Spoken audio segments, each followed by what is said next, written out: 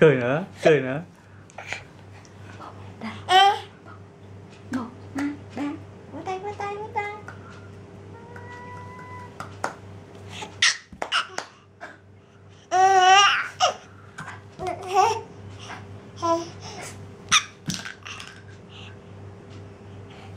Phần 1 mà Trần Lê Phương đã vượt qua.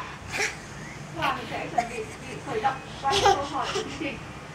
Sơ hở, còn có hát nữa. Bạn đang cảm thấy như thế nào? Em có hát nữa.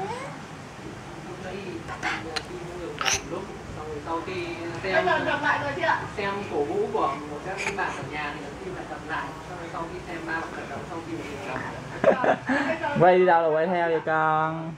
Thế nào ạ? Hy vọng là ổn định và nên ổn định để bạn khởi động nữa. Những câu hỏi